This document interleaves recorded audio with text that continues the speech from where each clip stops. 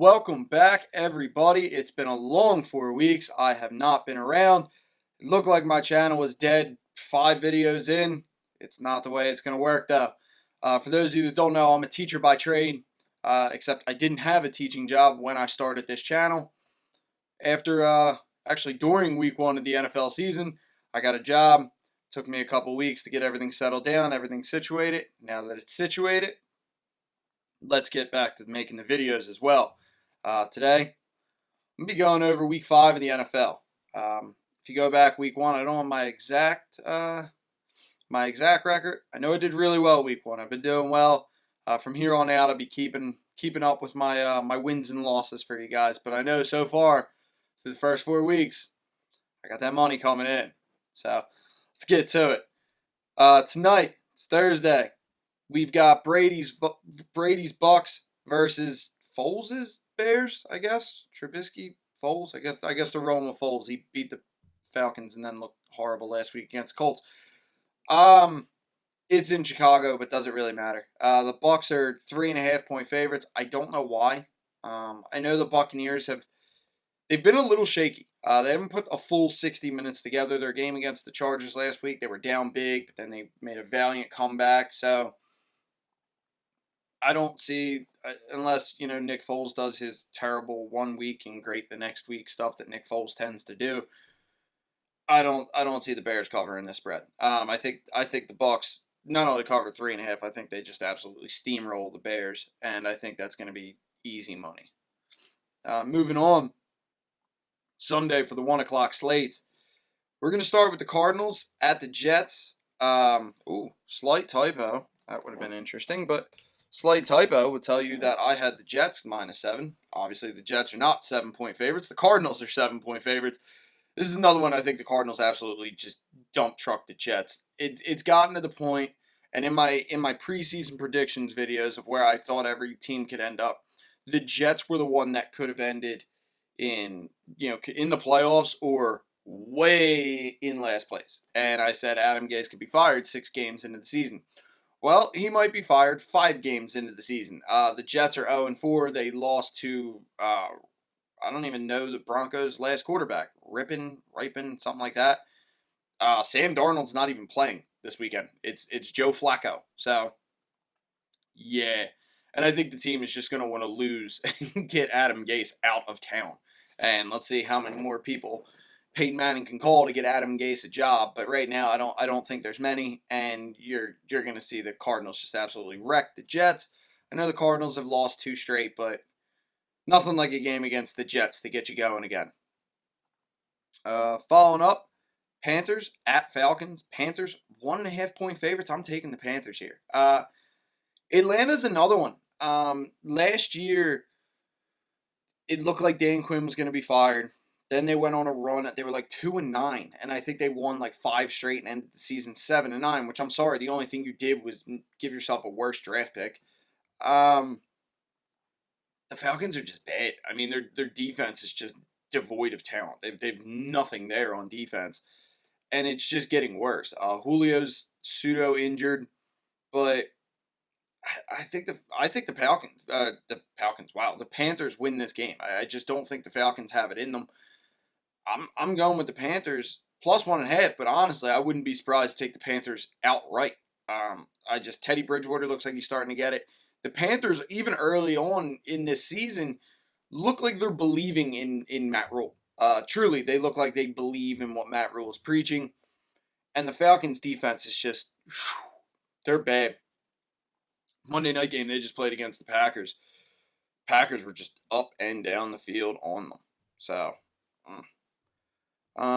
moving on, Bengals at Ravens. I've gone back and forth on this one. Okay, so part of me had the Bengals plus 12.5. Part of me is the Ravens minus 12.5, and I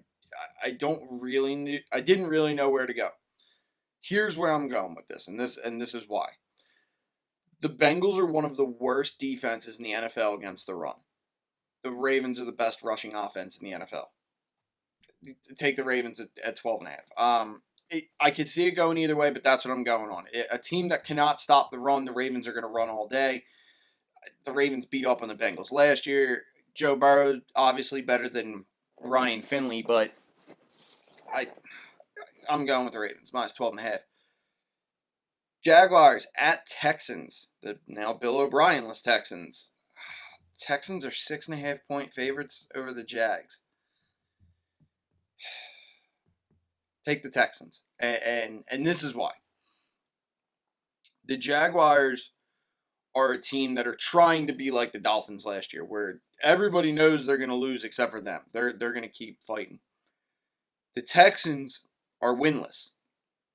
I don't think that's going to last. I think there's reports coming out that J.J. Watt and Bill O'Brien got in a huge argument at practice where Watt basically questioned O'Brien's coaching ability. I think Bill O'Brien's a good coach. Terrible general manager, though, and absolutely sunk that franchise back to the dark ages. I mean, Bill O'Brien might have gotten lucky by getting fired there. But I'm going to take the Texans minus 6.5. And the reason why is this. Romeo Crennel is now the head coach of the Texans. Is he going to be the head coach for the rest of the year? Nah, probably not. Or at the end of the year? Nah, probably not. However, guys like playing for Romeo Crennel. Romeo Crennel has long been one of the favorite coaches amongst players. I think now that O'Brien's gone, the players kind of, they just relax. They can decompress. Nobody's on edge with Bill O'Brien. We got the Raiders. We got the Chiefs. Here's the thing about this game. The Raiders are defensively horrible. Offensively, they looked very good this year. Defensively, trash. The Chiefs, offensively, great, but now they're kind of like leery about COVID. Defensively, kind of sketchy. Here's why I'm going to say this. Take the Raiders plus 12.5. And the reason why is the Chiefs are going to score. We get that. But so are the Raiders. Also, take the over of 56. Without a doubt, take the over of 56. There's no reason that these teams should not both be in the 30s. I mean, there's just two defenses that are not very good. But I'm going to go with the Raiders plus 12.5. I obviously don't think they're going to win, but I would definitely take the Raiders plus 12.5. We got the Rams at football team. That's still my favorite. The team formerly known as the Washington Redskins at home against the Rams, and Washington is still a mess. Dwayne Haskins is benched. Not only benched, he's now the third string guy. There was rumors that this would happen, but really? There was rumors, but wow. Just wow. I didn't see it coming after last week. Dwayne Haskins looked good last week. Statistically, he's looked really good. On paper, looks better than film. That's what I'll say. Watching them, there are still a lot of plays and a lot of throws Haskins doesn't make. There's always the behind-the-scenes stuff. So, I kind of get it, but I kind of don't. It's also sad to see last week Ron Rivera had to get help to the locker room by like an assistant because Chemo's just beating him up, and that's perfectly okay. But Ron, sit down, dude. Like, take some time off. It's okay. The team is horrible anyway. Nobody's expecting you to win. Instead, they got Kyle Allen, a Ron Rivera guy, coming in. You got to think that's the end of the Dwayne Haskins era in Washington, as you know, you have a coach who didn't draft him and a general manager who didn't draft him. Now coaching. That's just the way it works sometimes in the NFL. There's no loyalty to them. I'm going with the Rams minus 7.5. That team is already in disarray. I think it's even further into disarray now because I don't think the players were against Haskins, and I don't think the players are for Kyle Allen. That's the thing. Kyle Allen's new. It wasn't like they had a ton of offseason work. Kyle Allen knows the playbook because he's with Ron Rivera, but he's not with the Redskins. It's not that way. So, go Rams minus 7.5. Lastly, for the 1 o'clock games, we've got the Eagles. We've got the Steelers. It's Philly at Pittsburgh. Go to that rusty hellhole of a city. Eat it, Yinzers. Dealt with enough of you up at Penn State. I've lost money on Eagles this year up until last week where the Eagles made it all back for me, not only covering the spread against the 49ers, but covering outright. I'm going to say the Eagles +7, and I'm going to go with them. With my heart, I'm going to go with them. And there's two reasons why. One, actually three reasons why.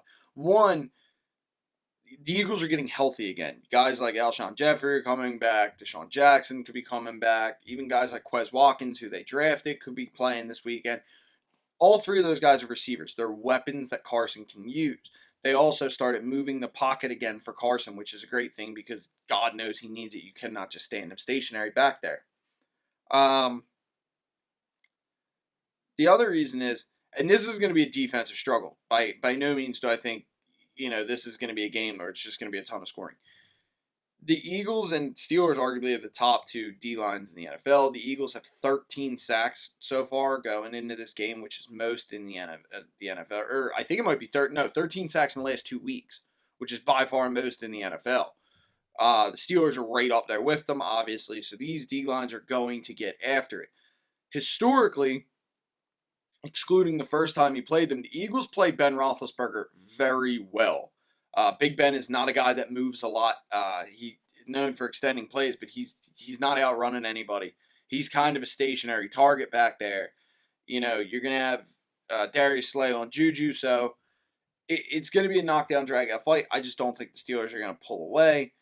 And the Steelers, while looking good this year, have not exactly played tough competition. I think their overall combined opponents have one win. So I'm not saying the Eagles are going to win this weekend, but covering 7, I think they should do it.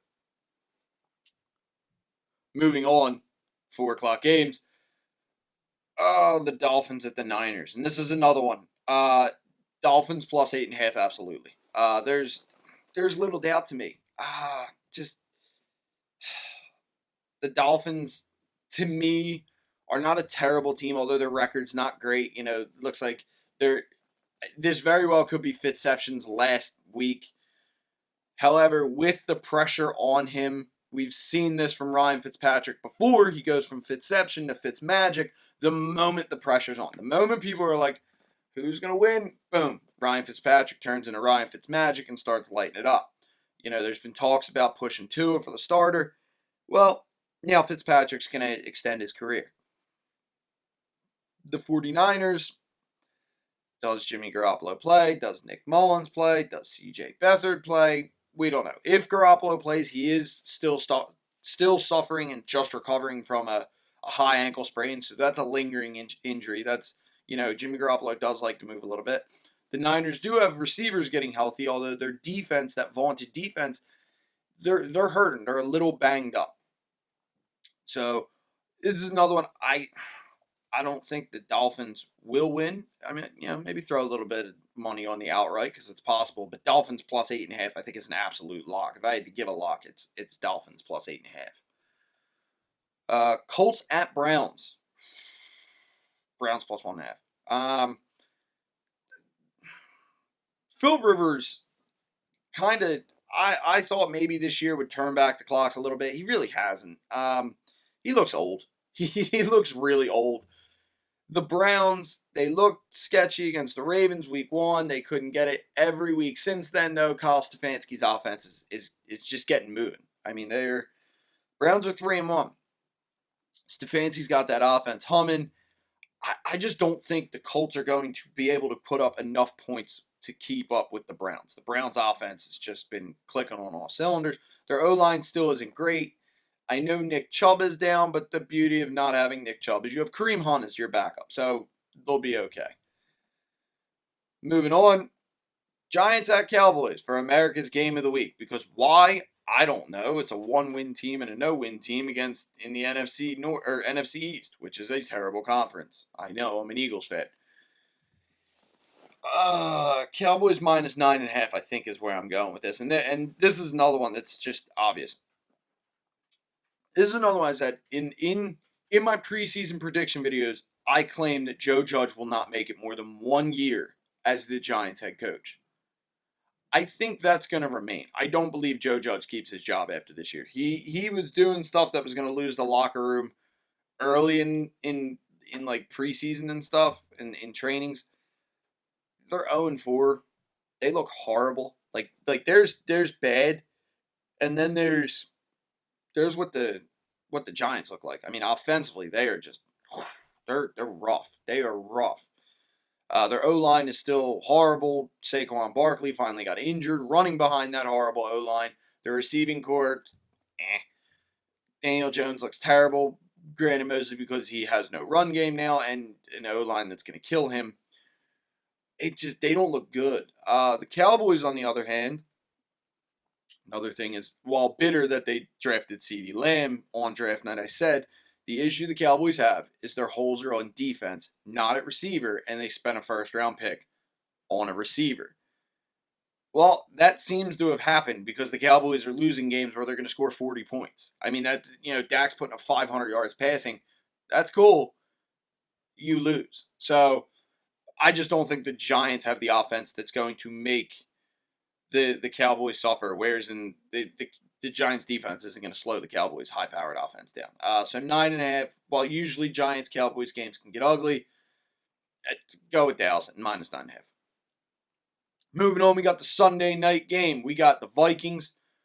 We've got the Seahawks, and the Seahawks are 7-point favorites. And this one is weird. So, for those that don't know, betting on the Seahawks in my life, in my career of gambling, I am horrible betting on or against the Seahawks. If I bet on them, they lose. If I bet against them, they win or cover. That's how that's always worked. I am undefeated this year betting or against the Seahawks. The Seahawks are killing it for me this year. I'm going to tentatively, okay, I'm going to say Seattle -7. And this is why. Minnesota's not going to win this game.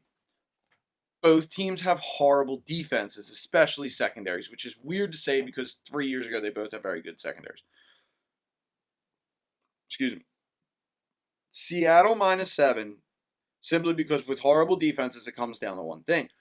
While the Vikings have a much better running back in Dalvin Cook, my first pick in fantasy, Seattle is a far superior quarterback in Russell Wilson over Kirk Cousins, and it's not even close. So I'm going to say Seattle -7, just on the process of Seattle scoring so much that eventually Dalvin Cook is eliminated from the equation, and Seattle's going to cover that spread. At worst, I'm hoping it's just a push.